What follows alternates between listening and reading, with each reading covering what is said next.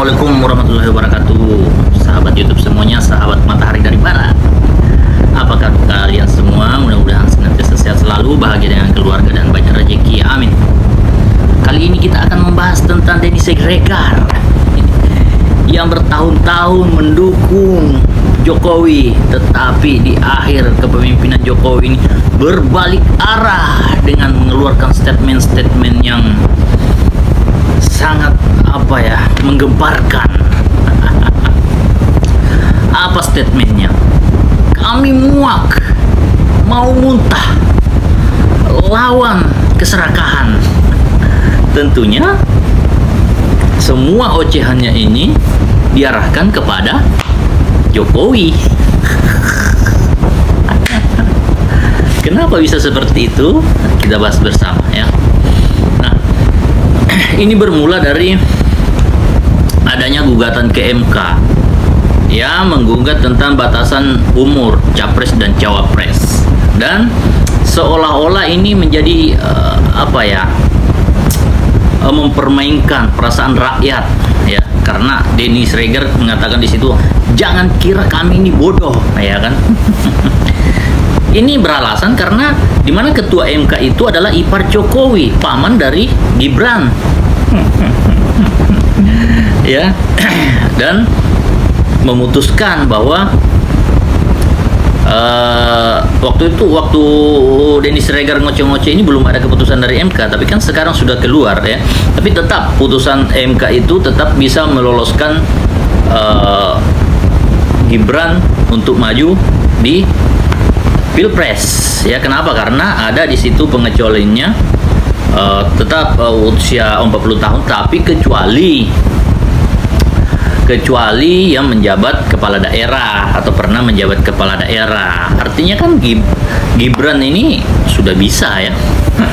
Karena dia kan sekarang kepala daerah. Nah, tetapi saya juga memprotes juga nih Denny Siregar ini. Kenapa? Karena beliau memberikan dukungan kepada Ganjar ya, di mana Ganjar ini didukung oleh PDIP. Nah, Mas Denny Siregar ini harus mengerti juga bahwa yang mendorong Jokowi untuk membangun dinasti itu adalah PDIP juga. Kenapa? Karena PDIP lah yang mencalonkan Gibran sebagai wali kota dan terpilih. Ya, PDIP lah yang mendorong Jokowi untuk membangun dinasti. Nah, kemudian kalau misalnya Denny Siregar ini gondok kepada dinasti Jokowi, ya harusnya yang disalahkan itu PDIP juga. Kenapa PDIP ini mendorong Pak Jokowi untuk membangun dinasti? Ya, harusnya kan kalau misalnya ini bisa merugikan, ya kan, dari awal PDIP itu harus mengantisipasi ini akan terjadi. Jangan sampai disebut politik dinasti, ya janganlah memberikan dukungan atau bicaralah kepada Pak Jokowi, jangan, karena Anda masih presiden. Kalau menantu Anda, anak Anda ya menjadi kepala daerah, apa kata dunia, apa kata rakyat? Selama ini image-nya Pak Jokowi sudah bagus, merakyat ya kan. Bahkan di periode pertama itu saya meragukan, tapi ketika Pilpres yang 2019 itu saya sangat mengagung-agungkan Jokowi ya. Kenapa? Karena melihat sepak terjangnya ini dalam 5 tahun itu cukup bagus ya. Bayangkan saja, mengambil Susi menjadi menteri, kemudian meledakkan kapal-kapal pencuri ikan. Itu yang paling menggugah perasaan saya, karena saya pernah bekerja di kapal ikan dan tahu ya bagaimana kapal-kapal ikan asing itu datang mencuri ikan di Indonesia ya, dibawa ke Thailand ya. Mereka bersembunyi di perbatasan Vietnam itu ya kan. Kalau penjaga lautnya sudah pergi, mereka masuk lagi, banyak di situ. Adapun kalau yang tertangkap ya dilepas lagi, entah bagaimana negosiasinya. Maka saya yakin kapten-kapten penjaga laut ya, yang menjaga perairan Natuna itu pasti kaya-kaya ya. Yakin saya, siapapun itu, dari manapun, instansi manapun itu, ya, pokoknya penjaga laut bagian Natuna lah itu, periksa kekayaannya, pasti mereka kaya-kaya kaptennya itu. Nah, di situ saya melakukan syukuran di atas kapal itu. Saya melakukan syukuran ketika Jokowi ini terpilih untuk yang kedua kalinya, ya kan? Dengan bangganya saya berbicara di depan teman-teman semua, bahkan di situ ada teman-teman asing juga, ya. Saya berpidato dalam bahasa Inggris merayakan kemenangan Pak Jokowi, karena saya menganggap bahwa wah, benarlah Pak Jokowi ini mungkin adalah satria piningit yang dinantikan oleh Indonesia, yang akan membawa kesejahteraan kepada rakyat Indonesia, ya, yang mengangkat Indonesia ke permukaan, ya kan, yang menjadikan Indonesia negara yang gemah ripoloh jenawi toto tentram apalah itu, ya. Tapi ternyata hari ini, aduh, saya kecewa sekali. Kenapa?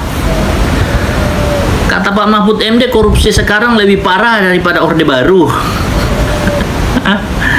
Terus kita lihat judi online, kata Aiman perputarannya di 2023 ini tembus 200 triliun perputaran uangnya. Belum lagi narkoba yang melibatkan anak-anak sekolah, anak-anak SMA. Ya, berapa yang dites itu, ada sekitar berapa puluh orang itu terkena narkoba, terpapar narkoba. Ya, di NTT sana itu baru-baru beritanya. Saya kecewa berat. Terus kendaraan yang kita lihat lalu lalang itu impor semua. Motor, mobil, semuanya impor. Terus beras masih impor juga, ya. Terus banyak investor-investor yang pada kabur, ya. Padahal sebelumnya itu digambar-gemborkan bahwa sudah memiliki mengakuisisi blok Rokam, blok Mahakam, segala macam itu. Harusnya pendapatan negara itu semakin besar, ya. Apalagi dengan utang 7,8 ribu triliun itu, ya, yang tadinya di zaman SBY itu cuma sekitar 2.000 triliun lebih utangnya, ya, dan APBN-nya juga sekitar 2.000 triliun. Harusnya dengan utang yang ada sekarang itu pendapatan negara itu menjadi 3 kali lipat. Tapi sekarang kan cuma 2.000 triliun lebih juga pendapatan negara masih. Artinya sia-sia dong utang itu, karena tidak bisa mendongkrak APBN. Harusnya ya minimal 6.000 triliun lah pendapatan negara kita hari ini. Tapi apa yang terjadi? Ya seperti itu. Jadi terjadi carut-marut, korupsi, kolusi, nepotisme. Nah, sekarang dengan terang-terangan Pak Jokowi membangun dinasti. Anaknya jadi kepala daerah, menantunya jadi kepala daerah, anaknya jadi ketua partai, tiba-tiba sekonyong-konyong, padahal bukan kader PSI. Memangnya untuk menjadi ketua partai itu bisa langsung dalam sehari begitu kan? Pasti adalah step-stepnya lah, ya. Jadi kita curiga, jangan-jangan PSI ini adalah partai ciptaan Jokowi dari awal untuk mengkritik Anies. Ya kan? Anies terus yang dikritik, padahal untuk bahan untuk mengkritik Jokowi ini banyak sekali. Apa keberhasilan Jokowi? Infrastruktur yang dibangun itu siapa yang diuntungkan? Hanya menguntungkan oligarki. Jalan tol yang dibangun itu mematikan ekonomi, memutus rantai ekonomi masyarakat, rakyat sepanjang jalan itu, ya. Ya, warung-warung itu jadi sepi. Akhirnya warung itu tidak bisa membangun rumah, menyekolahkan anaknya, mengkuliahkan anaknya, ya kan? Tidak bisa sewa tukang. Akhirnya tukang pun tidak punya penghasilan, tidak mampu lagi menyerap hasil-hasil pertanian. Akhirnya pertanian pun macet, ya kan? Akhirnya kita impor beras hari ini. Masyarakat sekarang sudah mulai lemas. Akhirnya seperti pahlawan itu Jokowi, menggelontorkan bantuan langsung tunai BLT, ya kan, untuk membangun membantu masyarakat. Padahal kemiskinan masyarakat hari ini dipicu oleh kebijakan pemerintah sendiri yang salah. Kemudian tiba-tiba datang sebagai dewa penolong begitu. Wah, kacau sekali. Ya. Bandar narkoba, bandar judi online berpesta. Marak. Jadi apa manajemen negara seperti ini? Ya ibaratnya kan kalau negara itu adalah sebuah perusahaan dan rakyatnya ini adalah komisaris, kemudian Pak Jokowi ini adalah direkturnya, dialah yang memanage negara ini, atau kalau bahasa Jawanya mungkin yang menoto negoro ini, ya kan. Terus caranya menata negara ini kok begini, begitu loh. Bayangkan korupsi, kolusi, nepotisme, judi online, narkoba, tambang ilegal, impor barang-barang, impor pangan, ya kan, matinya UMKM, ya kan. Itu yang terjadi di kepemimpinan Pak Jokowi ini. Kalau saya sebagai komisaris perusahaan, saya akan pecat ini direktur seperti ini, nggak bisa kerja. Ini membuktikan bahwa gonjang-ganjing negara ini, kekacauan yang terjadi di negara ini, ya, kegagalan Jokowi menjadikan rakyat sejahtera, membangun kesejahteraan untuk masyarakat. Ini sudah menjadi suatu poin alasan untuk Jokowi diturunkan. Harusnya mahasiswa kritis, turunlah ke jalan. Demo ini Jokowi, kenapa carut-marut begini pemerintahannya? Kenapa? Apa yang berhasil dari pemerintahannya? Utang sebegitu besar yang akan diwariskan kepada rakyat, ya kan? Jalan tol yang dibangun hanya menguntungkan oligarki, ya, membangun oligarki baru, menciptakan orang kaya baru, ya. Sepanjang jalan tol itu dibangun pom bensin, restoran yang mungkin yang punya itu saja, sementara warung-warung rakyat kecil yang selama dilewati orang banyak sepi jadinya, ya. Katanya untuk membangun kemandirian pangan, menjadikan laut sebagai poros maritim. Mana? Tidak ada. Jadi wajar. Sepertinya Denny Siregar ini mulai sadar bahwa ya seperti inilah buktinya. Bertahun-tahun memuji, mengangkat Jokowi, ya kan, membantu menghabisi lawan-lawannya, tapi hari ini dia kecewa berat. Sampai berkata mau muntah, ya kan, muak, ya kan, lawan keserakahan sampai ikat kepala gitu.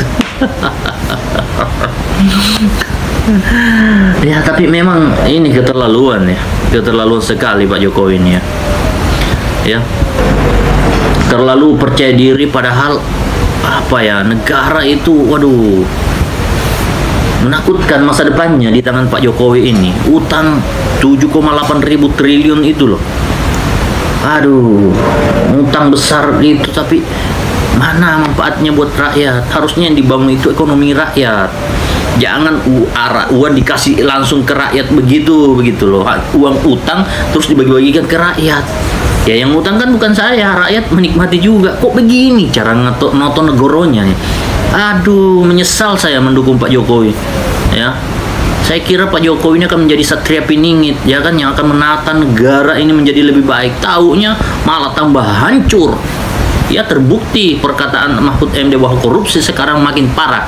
Apalagi perkataannya ketua mantan P3 Gus Romi mengatakan bahwa 99,9% pejabat daerah korup.